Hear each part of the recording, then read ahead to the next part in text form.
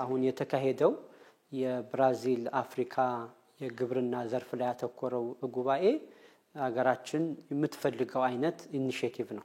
ለምን በእኛ በኩል ዋናው ትኩረታችን አሁን ተጨባጭ የሆኑ የትብብር መስኮችን ማስገኘት ነው። ተጨባጭ የሆኑ ተሞክሮችን ልምዶችን መቅሰም ነው።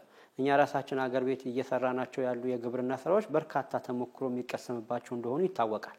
ይበልጥ ደግሞ እነሱን አጠናክረን ለመሄድ ደግሞ መማር የምንችላቸው ነገሮች ከሌሎች ጋር በትብብር መስራት የምንችላቸው ነገሮች ደግሞ ካሉ እየሰራን እንገኛለን። ስለዚህ ከዚህ አንፃር ብራዚል በግብርና ዘርፍ ከፍተኛ ደረጃ የደረሰች ነች። ከ1970ዎቹ ጀምሮ በኢምብራፓ በተባለ የብራዚል የግብርና ምርምር ተቋም የተነሳ ብራዚል የነበራትን የግብርና ምርት በከፍተኛ ሁኔታ አሳድጋ በዓለም ላይ የግብርና ልዕለ ኃያል የምትባል አይነት ሀገር ሆናለች። ስለዚህ ይሄም የተካሄደው ጉባኤ በግብርና ላይ አተኩሮ ብራዚልና አፍሪካ በምን መስክ አብረው መስራት ይችላሉ፣ ልምድ በመለዋወጥ ረገድ የቴክኖሎጂ ሽግግር በማድረግ ረገድ የሚለውን ያተኮረ ትልቅ የተሳካ ጉባኤ ነው ማለት እንችላለን።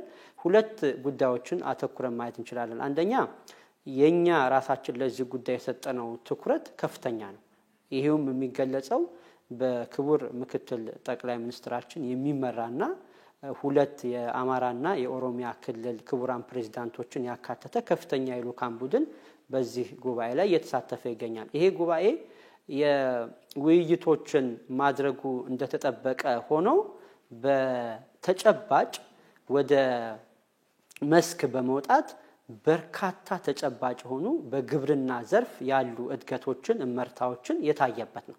ስለዚህ ከከተማ ወጥተን ወደ ግብርና ወደሚከናወንባቸው የብራዚል ክልሎችም ተጉዘን በርካታ ተሞክሮችን ያገኘንበት ነው። ይሄንን ለሀገራችን የሚጠቅሙትን ከሀገራችን ፖሊሲዎች ጋር በሚያጣጥም መልኩ እየወሰድን ከብራዚል ጋር ያለንን የግብርና መስክነት ወደ ላቀ ደረጃ ምናደርግበት ከፍ ምናደርግበት መድረክ ፈጥሮልናል ማለት ነው። ሌላኛው በእኛም በኩል ያሉንን የደረስንባቸውን ያስመዘገብናቸውን ውጤቶች ለአፍሪካም ለብራዚልም ወገን ለማሳወቅም ለነሱም ጋር ያለንን ልምድም ለማካፈል የተጠቀምንበት ነው። ከነሱ የምንወስደው እንዳለ ሆኖ እኛም ደግሞ ለሌሎች የምንሰጣቸው ተሞክሮች የተሳኩ እንዳሉን ይታወቃል። የአረንጓዴ ልማት አሻራ ስትራቴጂያችን ትግበራችን ኢኒሺዬቲቫችን አንዱ ነው። የሌማት ትሩፋት ሌላው ነው። በስንዴ ምርት ያስመዘገብነው ውጤት ይታወቃል። እነዚህ ሁሉ ደግሞ በእኛም በኩል የደረስንባቸውን ውጤቶች ለሌሎች ለማካፈል ደግሞ እድል የፈጠረ መድረክ ነው። ይሄንን ተጠቅመን እንግዲህ ግንኙነቱን በግብርና ዘርፍ በተለይ ወደ ላቀ ደረጃ ለማድረስ የሚያስችል የሁለትዮሽ የግብርና ትብብር ስምምነትም ተፈራርመናል።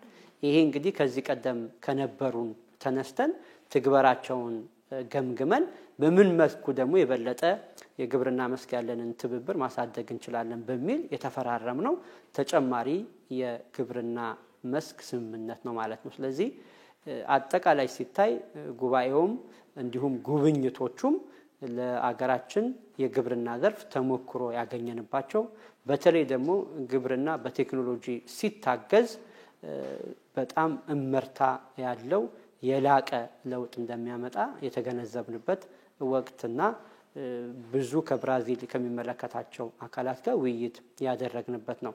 የመጨረሻ ነጥቤ በዚህ ወቅትም የክቡር ምክትል ጠቅላይ ሚኒስትራችን ጉብኝትም በመጠቀም ከብራዚል ምክትል ፕሬዝዳንትም ጋር በግብርናን ጨምሮ በንግድ በኢንቨስትመንት በቱሪዝም በአቪዬሽን ሴክተር ያሉንን ግንኙነቶች ወደ ቀጣይ ለማሳደግ የሚያስችል ፍሬያማ ውይይትም ክቡር ምክትል ጠቅላይ ሚኒስትራችን ከብራዚል ምክትል ፕሬዝዳንት ጋር ያደረጉበትም የጉብኝት ወቅት ነበር።